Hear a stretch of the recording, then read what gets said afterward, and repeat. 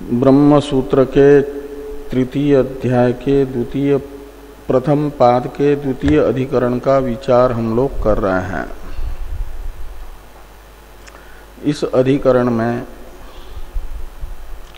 स्वर्ग से अवरोहण करने वाले जीव सानुसय ही अवरोहण करते हैं, इस प्रकार का सिद्धांत वेद व्यास जी बता रहे हैं। कृतात्यय अनुसयवान दृष्ट स्मृतिभ्याम येथेतम अन एवंच। इस सूत्रस्थ कृतात्यय अनुसयवान दृष्ट स्मृतिभ्याम इन तीन पदों का प्रथम सिद्धांत में भाष्यकार भगवान ने शब्दार्थ बताया कि य इह रमणीय चरणा य इह कपूय चरणा, इस श्रुति तथा स्मृति के आधार पर स्वर्ग में स्थिति का हेतुभूत इष्टादि कर्मों के क्षीण हो जाने पर स्वर्ग में भोगे गए कर्मों से अतिरिक्त पूर्वकृत अनारब्ध फल अनुसय शब्दित से युक्त ही पृथ्वीलोक पर अवरोहण जीव करता है। यह इन तीन पदों का शब्दार्थ बताया था। ये इस अधिकरण का सिद्धांत है। और सिद्धांतानुसार अनुसय पदार्थ को बताने के लिए पहले अनुसय पदार्थ के विषय में जो सिद्धांत एक देशी का मत था उसे बता करके उसमें विद्यमान दोष को बताया। और अनुसय पदार्थ हैं स्वर्ग में भोगे गए कर्मों से अतिरिक्त अभुक्त पूर्वकृत कर्म और उससे युक्त होकर के मृत्यु लोक में अवरोहण स्वर्गस्थ जीव का होता है। तो पूर्व पक्ष तो ये था निरनुसय अवरोहण होता है। तो पूर्व पक्ष ने अपना मत निरनुसय अवरोहण जीव करता है इत्याकारक, जिसे आधार बना करके स्थापित किया था। पूर्व पक्षी के उस आधार को गलत बता रहे हैं सिद्धांती अनुवाद करके। पहला आधार तो था पूर्व पक्षी के पास यावत संपातम उषित्वा इत्यादि श्रुतिस्त संपात शब्द। उसका अर्थ पूर्व पक्षी मान रहे थे स्वर्ग में पहुंचने से पहले स्वर्गारोहण करने वाले जीव के द्वारा किए गए समस्त कर्म, ये संपात शब्द का अर्थ है। अभुक्त फल जीव के द्वारा किए गए समस्त कर्म, उनका स्वर्ग में फलोपभोग करने के बाद कोई अवशेष नहीं रहा कर्म। ऐसी अवस्था में स्वर्ग से अवरोहण करता है। तो संपात शब्द का पूर्व में कृत अभुक्त फल समस्त कर्म, ये अर्थ मानना पूर्व पक्षी का गलत आधार है। संपात पदार्थ उसने गलत समझा। और बृहदारण्यक उपनिषदस्थ जो एक श्रुति बताई थी, प्राप्य अंतम कर्मणः तस्य यत्किंच इह करोत्ययम्, इसमें यत्किंच शब्द के आधार पर समस्त पूर्व में किए गए कर्म ये जो अर्थ किया और तस्य शब्द का अर्थ कर दिया कि उस पूर्व में किए गए कर्म समूह का अंत हो जाने पर, भोग से क्षय हो जाने पर निरनुशय आता है। तो ये इसका अर्थ निर्दोष जिससे सिद्ध हो और कर्मशेष बताने वाली श्रुति के साथ विरोध न हो, ऐसा सिद्धांतियों ने किया। संपात शब्द और यत्किंच इत्यादि शब्दों का उनके अर्थों में संकोच कर दिया। संपात शब्द का अर्थ है स्वर्ग प्राप्ति के उद्देश्य से मनुष्य शरीर में किए गए जितने भी कर्म थे उतने ही कर्म। ऐहिक फल जो कर्म है स्वर्ग में पहुंचने से पहले किए गए वे नहीं, मात्र इष्टादि स्वर्ग प्राप्ति फलक कर्म का संपात शब्द परामर्शक है। यावत संपातम इसमें ऐसा संपात शब्दार्थ में सिद्धांत अनुसार संकोच करते हैं। तो यह रमणीय चरणा, यह कपूय चरणा इत्यादि श्रुत्यंतर के साथ विरोध नहीं होता है। एक तो ये, और इसी श्रुति के साथ विरोध न हो, यह रमणीय चरणा इत्यादि, इसके लिए यत्किंच इह करोत्ययम, इसका भी सर्वनाम का समस्त पूर्व में कृत कर्म अर्थ न करके स्वर्ग प्राप्ति के लिए जो कुछ मानव शरीर में कर्म किए थे उतने ही कर्म यत्किंच शब्द से लेने हैं और उतने ही कर्मों का स्वर्ग में भोग करके अंत हो जाने पर प्राप्य अंतम कर्मणः तस्य, उसमें तस्य कर्मणः से लिया जाएगा समस्त कर्म नहीं, अपितु स्वर्ग पहुंचने से पहले मानव शरीर से स्वर्ग प्राप्ति के उद्देश्य से किए गए जितने इष्टादि कर्म हैं उनका स्वर्ग में फलोपभोग से क्षय हो जाने पर बाकी जो कर्म है ऐहिक फलक पूर्व में किए गए थे लेकिन जिनका फल मृत्यु लोक के शरीरों से भोगना है, उनके अवशिष्ट रहते हुए ही स्वर्ग से अवरोहण होगा। वो अतिरिक्त कर्म अनुशय कहलाएंगे।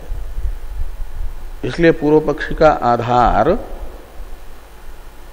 जो है इन यत्किंच शब्द से और संपात शब्द से स्वर्ग पहुंचने से पहले किए गए समस्त कर्म को ग्रहण करना ये गलत है।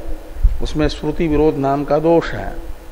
इस दोष से रहित अर्थ उसका करने के लिए संकोच करना पड़ेगा, और जब संकोच करते हैं तो स्वर्ग प्राप्ति फलक कर्म मात्र अर्थ लिया जाएगा, तो अवशिष्ट कर्म कर्मानुशय के रूप में अनुशय के रूप में शेष रहेगा, वो अनुशय पदार्थ हो जाएगा।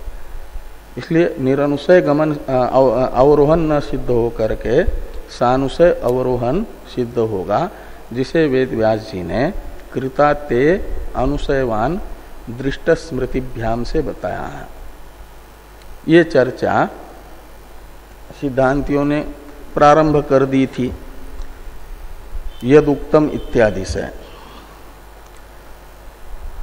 और पूर्व पक्ष ने जो और एक युक्ति अपने मत में बताई थी कि पूर्व में किए गए अभुक्त फल कर्मों का प्रतिबंधक होता है जीवित अवस्था में फलोन्मुख होने में प्रारब्ध। यजमान का जो प्रारब्ध है वह जैसे उसके किए गए इष्टादि कर्म और अन्य कर्म हैं उनको अभिव्यक्त नहीं होने देता। तो जब प्रारब्ध का भोग करके क्षय हो जाता है तो मृत्यु आ जाती है। तो मृत्यु के समय प्रतिबंधक प्रारब्ध कर्म के न रहने से वो सभी के सभी अभुक्त पूर्वकृत कर्म अभिव्यक्त हो जाएंगे और इसलिए वे अभिव्यक्त होंगे का मतलब फलोन्मुख होंगे, फल देना प्रारंभ करेंगे। तो उन सब कर्मों से एक वो हो जाएगा, जन्म आरंभ होगा, एक ही जन्म, एक भविक पूर्व पक्षी हैं। और इसलिए स्वर्ग में जो देवता जन्म आरंभ हुआ वह मात्र इष्टादि कर्मों से ही नहीं अपितु पूर्व में किए गए समस्त कर्मों से, पुण्य और पाप सभी यजमान शरीर से हुए तो देवता शरीर के आरंभक बनेंगे और वहीं पर अपना फल प्रदान करेंगे। और जब वापस आएंगे तो निरनुसय ही रहेंगे स्वर्ग में गए हुए जीव। ये जो पूर्व पक्ष की एक युक्ति थी ये भी गलत है। इसे सिद्धांतियों ने ये कह करके कहा कि तदपि अनुसय सद्भाव प्रतिपादनेन एव प्रत्युक्तम। ये इह रमणीय चरणा इत्यादि श्रुति के आधार पर इष्टादि कर्मों से अतिरिक्त कर्म शेष रहता है, इसका प्रतिपादन होने से ही मरण काल में समस्त कर्म अभिव्यक्त होंगे, इसका निराकरण हुआ। यदि मरण को समस्त कर्मों का अभिव्यंजक मानेंगे तो वही दोष आएगा, कर्म सद्भाव बताने वाली श्रुति का विरोध, अनुसय सद्भाव बताने वाली जो यह रमणीय चरणा श्रुति है उसका विरोध न आ जाए, इसके लिए माना जाएगा कि मरण काल में पूर्व में किए गए समस्त कर्मों की अभिव्यक्ति नहीं होगी, इसका प्रतिबंधक हो जाएगा ये श्रुति। और इसलिए मरण को माना जाएगा कर्म विशेष का ही अभिव्यंजक। वो कर्म विशेष है इष्ट आदि स्वर्ग में गए हुए जीव का यजमान शरीर का जो मरण है वह इष्ट आदि कर्मों का अभिव्यंजक होगा, अन्य जीवों के तत्त कर्मों का अभिव्यंजक होगा। भावी योनियों से जिस कर्म से प्राप्त होनी है वही कर्म अभिव्यंजक होंगे, बाकी अभिव्यंजक बाकी अभिव्यक्त नहीं होंगे। और पूर्व पक्षी से सिद्धांतियों ने एक ये भी कहा था, मरण और कर्म में अभिव्यंजक भाव जो पूर्व पक्षी मानते हैं उनके अभिव्यंजक भाव का निराकरण करने के लिए सिद्धांतियों ने ये कहा था, अपिच केन हेतुना प्रायणम अनारब्ध फलस्य कर्मणो अभिव्यंजकम प्रतिज्ञायते इति वक्तव्यम। सिद्धांति का तो अभिप्राय है कि मरण को समस्त कर्मों का अभिव्यंजक मानना असंभव है। इस अभिप्राय से सिद्धांति कहते हैं, पूछते हैं कि केन हेतुना प्रायणम अनारब्ध फलस्य कर्मणो अभिव्यंजकम प्रतिज्ञायते इति वक्तव्यम। मरण को अनारब्ध फल मात्र का, अनारब्ध फल कर्म मात्र का अभिव्यंजक बताने के लिए कोई न कोई प्रयोजक चाहिए। तो ऐसा कोई प्रयोजक दिखता नहीं है। इस अभिप्राय से कह रहे कि केन हेतुना, आरब्ध फलेन इत्यादि का अवतरण है टीका में, यहां से चलना है। असंभव अर्थ में, आक्षेप अर्थ में मान करके जो अभिप्राय निकला उसे टीकाकार ने बताया कि तस्य कृष्ण कर्म अभिव्यंजकत्वे, कृष्ण कर्म व्यंजकत्वे हेतुर्नास्ति, ये आक्षेप अर्थ में मान करके वो कह दिया। लेकिन केन हेतुना में केन इस सर्वनाम को, किम शब्द का तृतीया का एक वचन है केन, सुनने वाले पूर्व पक्षी प्रश्न अर्थ में मान रहा है, सिद्धांति ने आक्षेप अर्थ में प्रयोग किया है कि प्रयोजक संभव नहीं है, ये बता करके प्रयोग किया है। और सिद्धांति कह रहे हैं, पूर्व पक्षी समझ रहे हैं कि सिद्धांति का प्रश्न है, और प्रश्न समझ करके समाधान पूर्व पक्षी कर रहे हैं, उत्तर दे रहे हैं। इसलिए आरब्ध इत्यादि का अवतरण है कि प्रश्नम मत्वा उत्तरम शंकते आरब्ध इति। यदि पूर्व पक्षी केन को प्रश्न अर्थ में मान करके ये उत्तर देते हैं तो इस उत्तर में कैसे विरोध है उसको बता रहे हैं कि आरब्ध फलेन कर्मणा प्रतिबद्धस्य इतरस्य वृत्ति उद्भव अनुपपत्ते तद उपशमात प्रायण काले वृत्ति उद्भवो भवति इति यदि उच्चेत, तो यदि ऐसा कहते हैं एक भववादी, क्या कि जैसे जीवित अवस्था में पूर्वकृत कर्मों के अभिव्यक्ति में प्रतिबंधक हैं, प्रारब्ध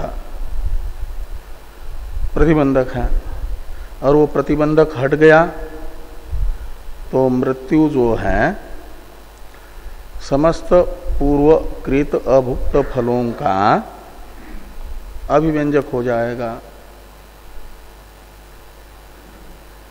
ऐसा यदि पूर्व पक्षी कहते हैं तो इस अवस्था में सिद्धांति कहते हैं हमारे इस प्रश्न का उत्तर देना होगा, ततो वक्तव्यम।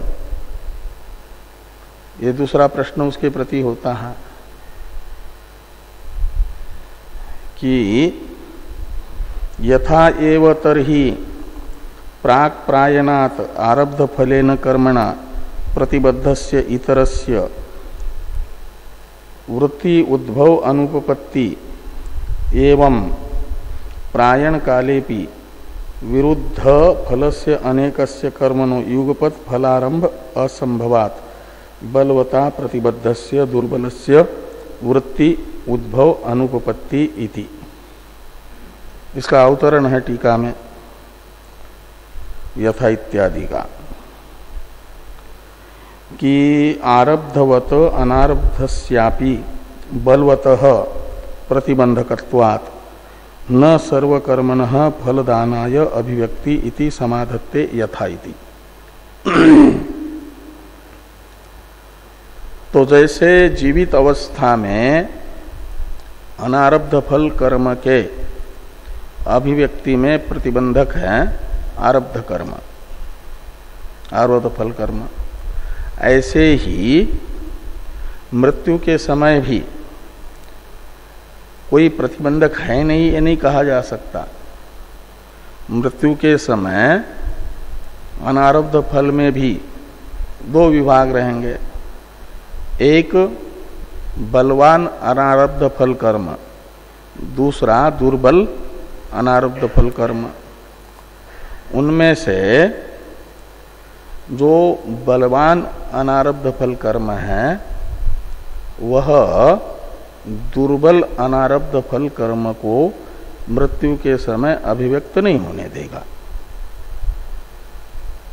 उसे प्रतिबंधक माना जाएगा।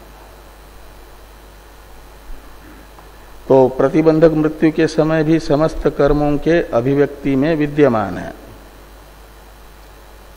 वो है अनारब्ध फल कर्म में ही प्रबलत्व।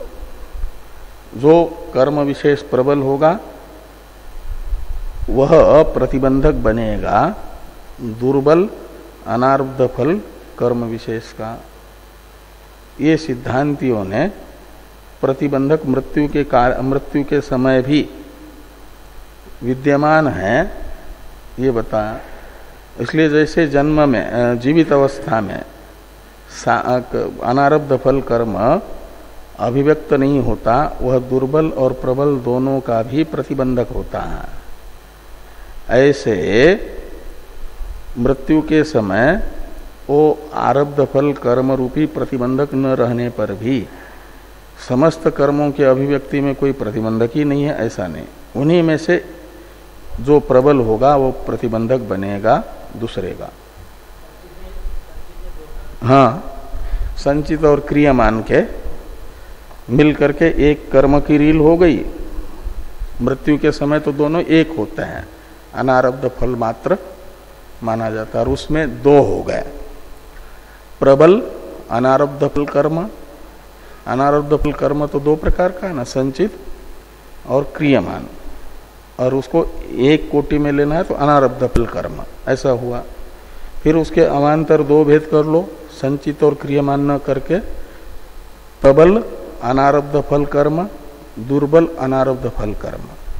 उसमें जो प्रबल अनारब्ध फल कर्म होगा, प्रबल अनारब्ध कर्म फल होगा, वह प्रतिबंधक बनेगा दुर्बल अनारब्ध फल कर्म का। ये यहाँ पर सिद्धांति कह रहा है। यथा एव ही प्राक प्रायणात्, प्रायणात् प्राक का अर्थ जीवित अवस्था में, मृत्यु के पहले, आरब्ध फलेन कर्मणा प्रतिबद्धस्य इतरस्य वृत्ति उद्भव अनुपपत्ति। तो प्रारब्ध कर्म से प्रतिबद्ध होने के कारण इतर कर्म यानी अनारब्ध फल कर्म, उसका वृत्ति उद्भव नहीं हुआ। वृत्ति उद्भव होने का अर्थ अभिव्यक्ति होना, फलोन्मुख होना। हाँ, तो फलोन्मुख नहीं हुआ प्रारब्ध से प्रतिबद्ध होने से। ऐसे मृत्यु के समय भी प्रारब्ध रूपी प्रतिबंधक न होने पर भी जो प्रबल अनारब्ध फल कर्म है वह प्रारब्ध के तरह प्रतिबंधक बनेगा दुर्बल अनारब्ध फल कर्म का। ये दार्ष्टान्तिक बताया कि अनुपत्ति एवं प्रयाण काले भी विरुद्ध फलस्य अनेकस्य कर्मणो युगपत फलारंभ असंभवात्। तो परस्पर विरोधी फल वाले जो अनेक कर्म हैं उनका एक साथ फलोन्मौख्य संभव नहीं हो पाएगा। एक साथ सभी के सभी फलोन्मुख नहीं होंगे। क्यों? तो कहते हैं इसलिए कि किसी का तो स्वर्ग में फल भोगना है, किसी का नरक में फल भोगना है। बिल्कुल अलग अलग लोक के नागरिक शरीरों से जिनका फल भोगना है वह एक लोकस्थ एक शरीर से भोगने जिनका फल भोगना ऐसे है ही नहीं, तो उनकी वृत्ति का उद्भव नहीं होगा, फलोन्मुखता नहीं होगी। हाँ, तो फिर क्योंकि विरोध है इसलिए ऐसे समय में फिर कल्पना करनी पड़ेगी कि कौन सा किसका वृत्ति उद्भव होगा और किसके वृत्ति का अनुभव ही रहेगा। तो कहा जो बलवान होगा उसका वृत्ति उद्भव होगा और दुर्बल को वह सामने आने नहीं देगा। इस अभिप्राय से कह रहे हैं कि एवं प्रयाण काले भी विरुद्ध फल से अनेकस्य कर्मणो युगपत फलारंभ असंभवात् बलवता प्रतिबद्धस्य दुर्बलस्य वृत्ति उद्भव अनुपपत्ति। बलवान अनारब्ध फल कर्म के द्वारा प्रतिबद्ध हुआ जो दुर्बल अनारब्ध फल कर्म है उसके वृत्ति का उद्भव नहीं होगा, यानी वो अभिव्यक्त नहीं होंगे, वो संचित के रूप में बने रहेंगे, वो संचित हो जाएंगे। और जो प्रबल कर्म थे उनका वृत्ति उद्भव होगा। प्रबल अनारब्ध फल कर्म उनका वृत्ति उद्भव होगा का अर्थ भावी शरीर के प्रारब्ध बन करके सामने आएंगे, तो भावी शरीर का प्रारब्ध बन जाएंगे वे। तो आगे हैं नहीं अनारब्ध फल, इसका अवतरण टीका में अनारब्ध फलत्व अविशेषात सर्वकर्मणाम अभिव्यक्तिम आशंक्य मिथो विरुद्ध स्वर्ग नरकादि देह फलानाम एक देहारंभकत्व असंभव उक्त तम विवृणोति नहीं थी। तो जो एक भविक है, एक भववादी है, उनकी शंका हुई कि प्रबल और दुर्बल कर्म, ऐसे जो अनारब्ध फल कर्म में दो विभाग किया आपने, उनमें अनारब्ध फलत्व रूप समानता है। तो इस साम्य को लेकर के उनमें प्रतिबद्ध प्रतिबंधक भाव नहीं होगा। उसमें तो आरब्ध फल अनारब्ध फल ये वैषम्य होने से प्रतिबद्ध प्रतिबंधक भाव तो बन जाएगा जीवित अवस्था में। एक प्रारब्ध फल जो है वो प्रबल हो जाएगा, प्रतिबंधक हो जाएगा। लेकिन जो दोनों के दोनों अनारब्ध फल हैं, उनमें अनारब्ध फलत्व रूप समानता होने के कारण प्रतिबद्ध प्रतिबंधक भाव की कल्पना अनुचित है। ऐसा यदि एक भववादी कहेंगे, हाँ, पूर्व पक्षीय एक भववादी, एक भव कहते हैं एक जन्म को, उनके मत में एक समस्त कर्मों से एक जन्म का आरंभ होता है, उसमें सारे कर्म भोगे जाते हैं। फिर दूसरा जन्म होता है तो कोई संचित कर्म नहीं रहता, बिना कर्म के ही निरनुसय स्वर्ग से आएंगे, वहां नई कमाई करेंगे, नई कमाई करके फिर स्वर्ग आदि में चले जाएंगे। ऐसा जिनका कथन है, उनकी ये शंका है कि अनारब्ध फलत्व रूप समानता होने से उनमें प्रतिबद्ध प्रतिबंधक भाव की कल्पना अनुचित है। इस शंका का उत्तर ये दिया जा रहा है जो पहले दे चुके हैं, उसी को स्पष्ट कर रहे हैं कि ये कह चुके हैं कि जो अनारब्ध फल कर्म है, एक दो कर्म नहीं है, अनेक कर्म है। और वे अनेक कर्म भी ऐसे हैं, एक ही जीव के द्वारा हुए, उनमें से कुछ कर्म ऐसे हैं जिनका फल स्वर्ग में भोगना है, कुछ कर्म ऐसे हैं जिनका फल मृत्युलोक में भोगना है, कुछ कर्म ऐसे हैं जिनका फल नरक में भोगना है। तो ऐसे अलग अलग लोकांतर में भोगा जाता है, अलग अलग योनियों में फल। जिन कर्मों का ऐसे विचित्र कर्म है, एक ही जीव के द्वारा हुए अनारब्ध फल कर्म, और उन सब का मृत्यु के समय में फलारंभकत्व संभव नहीं है, वृत्ति उद्भव संभव नहीं है। यदि सब के सब अपने अपने फल को देना प्रारंभ करेंगे तो कोई स्वर्ग का शरीर उस यजमान के लिए बनाएगा, कोई नरक का शरीर बनाएगा, कोई मृत्युलोक का शरीर बनाएगा। तो कितने शरीर में जाएगा जीव? एक जीव है, वो एक शरीर में ही अभिमान कर सकता है। ये जो है असंभव प्रतीत हो रहा है। अनेक कर्मों का एक मृत्यु के समय वृत्युद्भव असंभव है, ये पहले कह चुके हैं। उसी का यहाँ पर स्पष्टीकरण कर रहे हैं,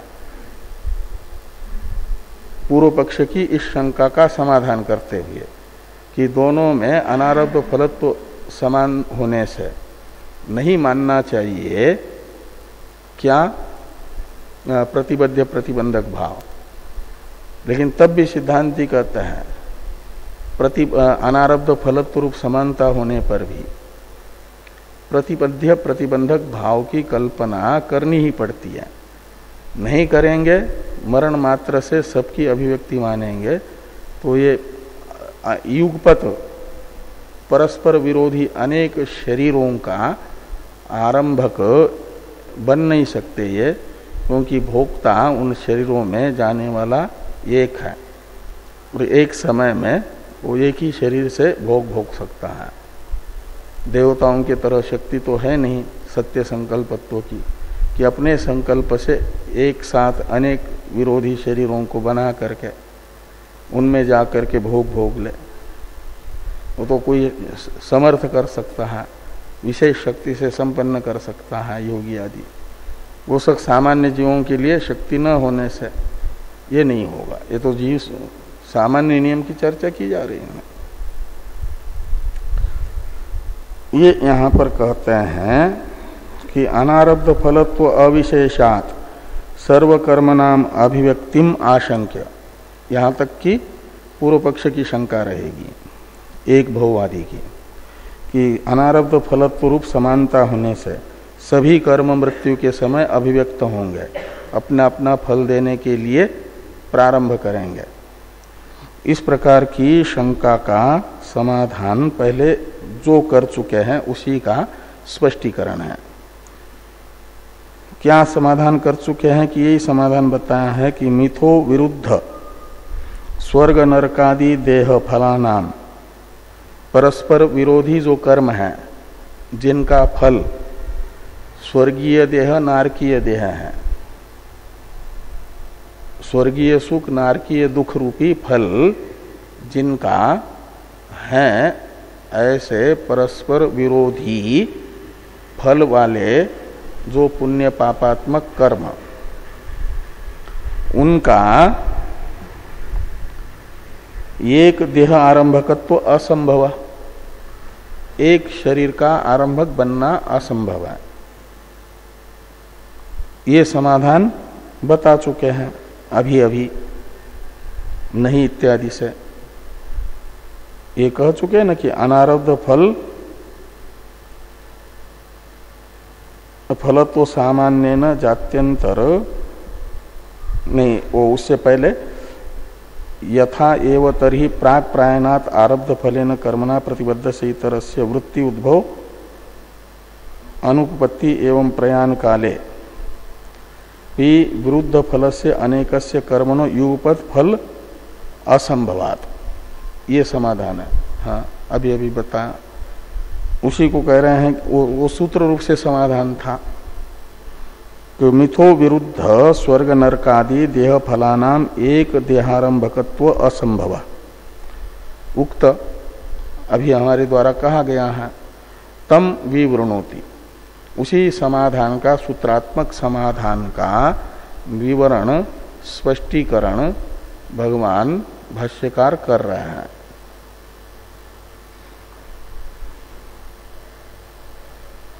नहीं इत्यादि से तो भाष्य में है, नहीं अनारब्ध फलत्व सामान्येन जात्यंतर उपभोग्य फलम अपि अनेकम कर्म एकस्मिन् प्रायणे युगपत अभिव्यक्तम सत एकां जातिम आरभते इति शक्यम वक्तुम। तो ये कह रहे हैं कि अनारब्ध फलत्व रूप समानता दोनों में होने पर भी, पुण्य और पाप में पूर्वकृत अनारब्ध फल पुण्य पाप में अनारब्ध फलत्व रूप समानता होने पर भी अनेक प्रकार की विषमता भी है फल को लेकर के। वो विषमता बताई कि जात्यंतर उपभोग्य फलम, जात्यंतर यानी देहांतर, जाति कहते जन्म को, जात्यंतर हुआ जन्मांतर, अलग अलग देह में। नारकीय देह तो स्वर्गीय देह, नारकीय देह में भोगने योग्य फल है पाप का, स्वर्गीय देह में भोगा जा सकता है फल पुण्य का। ऐसे परस्पर विपरीत देह से भोगा जाना है फल जिन कर्मों का, ये उनकी विषमता है फल को लेकर के। तो जात्यंतर उपभोग्य फलम अपि अनेकम कर्म एकस्मिन् प्रायणे युगपत अभिव्यक्तम स्वत एकाम जातिम आरभते इति नहीं शक्यम वक्तुम, इति वक्तुम नहीं शक्यम। शुरू वाला जो नहीं है वो शक्यम के साथ अनित होगा। ऐसा कहना संभव नहीं है कि नारकीय देह और स्वर्गीय देह में जिनका फल भोगा जाना है, ऐसा परस्पर विरोधी फल वाला कर्म एक जन्म का आरंभक होगा, एक देह का आरंभक होगा, ये कहा नहीं जा सकता, ये असंभव है। वो तो अनेक जन्मों का आरंभक होगा। तो अनेक जन्म का आरंभक है तो फिर मानना पड़ेगा अनारब्ध फलत्व रूप समानता उनमें होने पर भी, और एक साथ एक जन्म के वे आरंभक बन नहीं सकते यदि, तो कल्पना करनी पड़ेगी कि उनमें जो बलवान होगा वो पहले अपना फल भुगवाएगा और दुर्बल होगा उसे रोकेगा। रोकना ही प्रतिबंधक बनना है। इसलिए प्रतिबद्ध प्रतिबंधक भाव जो बताया अनारब्ध फल में भी उचित ही है। तो नहीं वक्तुम नहीं शक्यम, ऐसा क्यों नहीं कह सकते एक जन्म के आरंभक बनेंगे करके वे परस्पर विरोधी फल वाले कर्म। कहते इसलिए कि प्रतिनियत फलत्व विरोधात। प्रतिनियत फलत्व का मतलब पाप का फल नरकादि देह ही है, पुण्य का फल इष्टादि पुण्य कर्मों का फल स्वर्गीय देवतादि शरीर से ही भोगा जाएगा। यह व्यवस्था बताने वाला जो श्रुति वचन है उसका विरोध हो जाएगा। ये प्रमाण से वेद से बताई गई व्यवस्था है, उस व्यवस्था का विरोध न हो, इसके लिए मानना होगा कि अनारब्ध फलत्व रूप समानता होने पर भी मृत्यु से सब के सब कर्म को वृत्ति उद्भव प्राप्त नहीं होगा, सब कर्म की अभिव्यक्ति नहीं होगी। जिसकी अभिव्यक्ति होगी वो भावी जन्म का प्रारब्ध बनेगा, बाकी जो है संचित बने रहेंगे। ये जो सिद्धांत है उसी की स्थापना वही बना रहेगा। एक भववाद सिद्ध नहीं होगा, अनेक जन्मवाद है। जब तक स्वरूप विषय अज्ञान है तब तक ये संचित और प्रारब्ध क्रियमान ये कर्म विभाग जो है बना ही रहेगा। संचित समाप्त होगा ऐसा नहीं, कुछ अनुशय रहेगा ही। नापि इत्यादि वाक्य की अवतरण टीका है। अस्तु तर्हि दुर्बलस्य कर्मणो नाश इत्यत आह नापीति। हाँ वही है ना? हाँ नहीं, दूसरा नापी है वो प्रतिनियत फलत्व विरोधात के बाद में जो नापी है उसकी अवतरण टीका है। वो नहीं इत्यादि के बाद वाली जो टीका है उसको देखिए। क्या वो तो हो गया, वक्तुम नहीं शक्यते। ओहो, एकांतिक फलत्व विरोधात, इससे पहले वाला जो नापी वाक्य है वो कहाँ पढ़ा है हमने? वो पढ़ा है प्रतिनियत फलत्व विरोधात, वहां पूर्ण विराम है ना। उससे आगे है नापि कस्यचित कर्मण प्रायणे अभिव्यक्ति।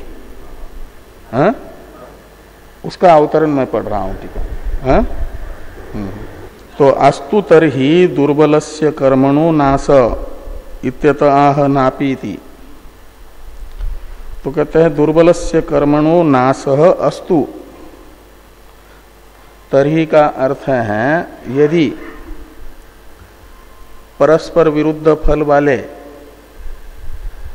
अनारब्ध फलों में एक साथ सब कर्मों से, तो एक साथ सब कर्मों का फलारंभक बनना संभव नहीं है। तो ऐसा किया जाए जो प्रबल है अनारब्ध फल कर्म, उसको तो माना जाए जन्मारंभक, उसको तो वृत्ति उद्भव होगा। और जो दुर्बल है उसका मृत्यु के समय अवस्थान न मान करके नाश मान लिया जाए। वो बना रहेगा ऐसा नहीं, वो नष्ट हो जाएगा। ये शंका पूर्व पक्ष की है। तो नाश मान लो, उसका उत्तर नापी इत्यादि से दिया जा रहा है सिद्धांति के द्वारा। इसलिए टीका में टीकाकार ने पूर्व पक्ष की ये शंका लिखी कि अस्तु तरही का अर्थ निकलेगा जब अनारब्ध फलत्व रूप विशेषता होने पर भी परस्पर विरुद्ध फल वाले अनेक कर्म होने से सबका एक जन्म आरंभक बनना संभव नहीं है, यदि तब जो प्रबल है उनको मान लिया जाए जन्म के आरंभक और बाकी को मान लिया जाए कि वो समाप्त हो जाते हैं, मृत्यु उनको नष्ट कर देती है। इसलिए जो एक भववाद है वही ठीक है। एक भववाद में क्या होता है कि मृत्यु के समय मृत्यु यानी मरण प्रायण कुछ कर्मों को भावी जन्म का आरंभक बना देता है, प्रारब्ध, और बाकी जो अनारब्ध फल कर्म है वो समाप्त हो जाता है, बिना भोगे ही नाश हो जाता है उसका। वो नाश कौन करेगा? तो मृत्यु नाश करेगी। प्रायण जो है उसका नाशक होगा, कुछ का अभिव्यंजक होगा, कुछ का नाशक होगा, ऐसा मान लो। दुर्बलस्य कर्मणो नाशः अस्तु इत्यतः, इस प्रकार की आशंका होने पर इस आशंका का निराकरण भाष्यकार भगवान कर रहे हैं नापी इत्यादि से। अब भाष्य में है नापि कस्यचित कर्मणः प्रायणे अभिव्यक्ति कस्यचित उच्छेद इति शक्यते वक्तुम। कहते हैं कि मृत्यु कुछ कर्मों की अभिव्यक्ति करता है, का मतलब अनारब्ध फल कर्म में से कुछ कर्मों को भावी जन्म का आरंभक बना देता है और कुछ अनारब्ध फल कर्मों का नाश कर देता है, उच्छेद कर देता है। इति वक्तुम नापि शक्यते, ये भी नहीं कह सकते। कहा ऐसा क्यों? तो इसमें हेतु बताया कि ऐकांतिक फलत्व विरोधात, अनारब्ध फल कर्म में प्रतिबद्ध एक साथ एक जन्म के आरंभक होंगे, ये नहीं कहा जा सकता। इसमें हेतु बताया था प्रतिनियत फल विरोधात, जो पाप का फल नारकीय दुखादि बताने वाली श्रुति और पुण्य का फल स्वर्गादि सुख बताने वाली श्रुति की का विरोध होने से ऐसा नहीं कह सकते वो कहा। और ये जो व्यवस्था पूर्व पक्ष कह रहा है मरण कुछ का उच्छेदक होगा, कुछ का ये होगा, तो ये भी नहीं कह सकते, क्योंकि जो अवश्यमेव भोक्तव्यम कृतम कर्म शुभाशुभम, ये है ऐकांतिक फल बोधकत्व श्रुति। कर्म किया तो उसका ऐकांतिक फल है, यानी अवश्यम भावी फल है। पुण्य हुआ तो उसका फल सुख अवश्यम भावी है। ना भुक्तम क्षीयते कर्म कल्पकोटि शतैरपि, ये अनुशय सद्भाव बोधक है शास्त्र। तो ये जो ऐकांतिक फलत्व बोधक शास्त्र वचन है, इसका विरोध होगा यदि मृत्यु के समय कुछ कर्मों को जन्म का आरंभक मानेंगे और कुछ कर्मों को फल दिए बिना ही नष्ट मानेंगे, संचित को नहीं रखेंगे। तो इस ऐकांतिक फलबोधक शास्त्र का विरोध इस मत में उपस्थित होगा। ये यहाँ पर कहा एकांतिक फलत्व विरोधात। इसका थोड़ा अर्थ कर रहे हैं टीकाकार।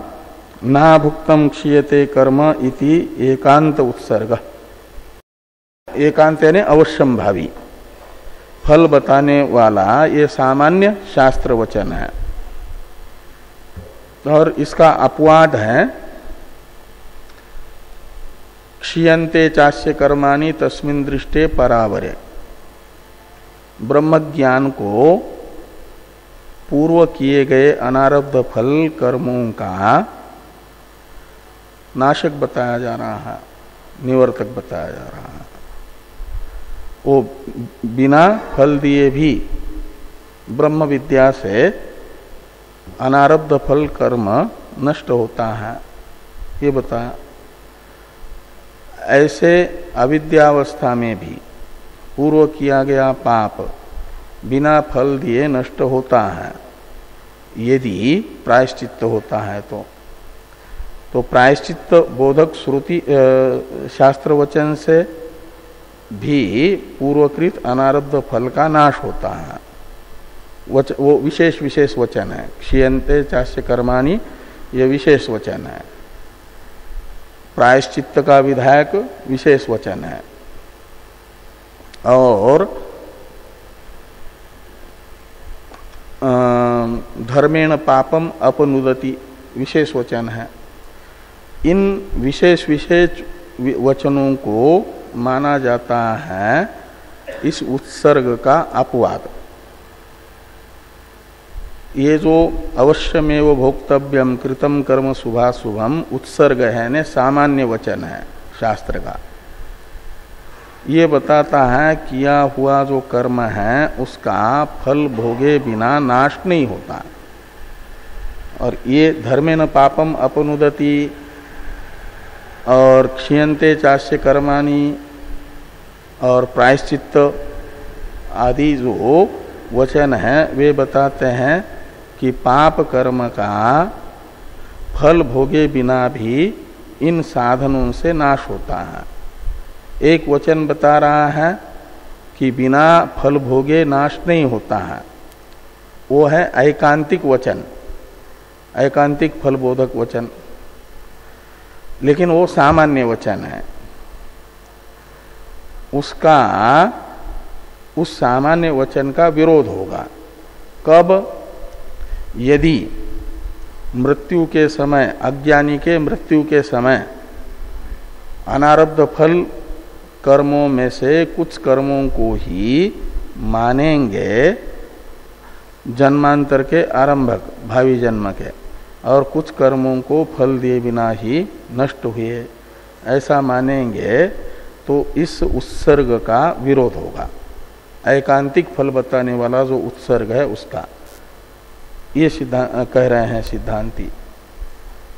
और बाकी का तो क्योंकि कोई शास्त्र वचन जैसे ब्रह्म ज्ञान को बिना फल भोगे भी कर्म का नाशक बता रहा है, प्रायश्चित्त को प्रायश्चित्त का विधायक वचन विशेष वचन नाशक बता रहा है पाप का। धर्मेण पापम अपनुदति, इसको धर्म को बिना फल भोगे पाप का नाशक जैसा बता रहा है।